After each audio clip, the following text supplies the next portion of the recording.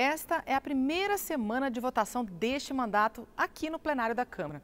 E para início de trabalho, a previsão é que 3 medidas provisórias e um projeto de lei sejam colocados para a deliberação dos deputados.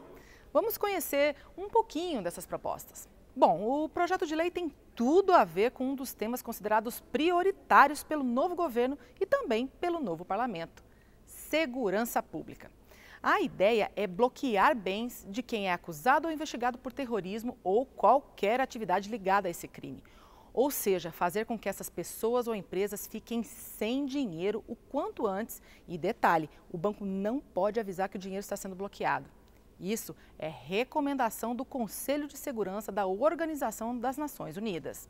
Não temos experiências de ações terroristas ou de grandes experiências com ações terroristas, mas precisamos sim adotar medidas preventivas para que células terroristas, que inclusive já foram localizadas pela Polícia Federal recentemente na questão da Copa do Mundo, e essas células têm que ser sim identificadas, e aqueles que porventura queiram enveredar na área do terrorismo do Brasil, seja de países estrangeiros ou sejam células nacionais, tem que saber sim que serão tratados de forma muito dura. Porque eles estão tentando flexibilizar o conceito do que seria uma organização terrorista.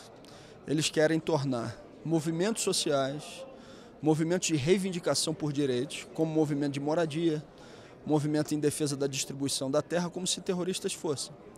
E querem utilizar, então, o aparato institucional para asfixiar esses movimentos legítimos.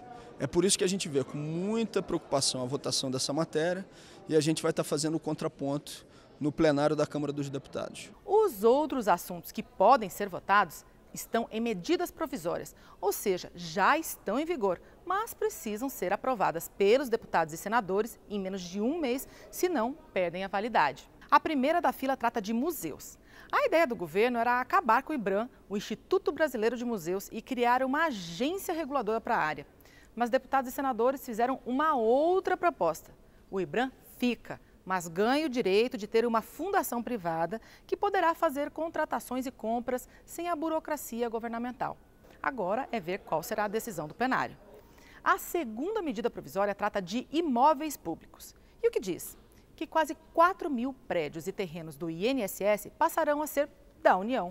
Com isso, a administração deles vai ser diferente e poderão ser vendidos. Faz-se necessário que a União dê uma destinação para esses imóveis, até para, em vendendo, revitalizar a região onde eles estão colocados, revitalizar o próprio prédio, dar um destino de utilidade para ele e buscar dinheiro para a União, para que a União possa, com esse recurso, investir em outras atividades que são atividades fim da União, saúde, educação. O PT é muito crítico a essa medida provisória. A venda, ou leilão a preço muito barato destes 4.000 imóveis já servem mesmo para desativar qualquer possibilidade de funcionamento da Previdência. Teria que recuperar esses prédios, ao fazer a recuperação eles ganham valor, e aí sim fazer uma análise detalhada para que serviriam esses prédios. E a última medida provisória reabre até o fim de março o prazo para servidores públicos contratados antes de 2013 mudarem de regime de previdência, aderindo à FUNPRESP, Fundação de Previdência Complementar do Servidor Público Federal. Esse prazo tinha acabado em julho do ano passado, mas o governo quis reabrir porque pode ter economia caso mais concursados resolvam sair da previdência própria dos servidores públicos.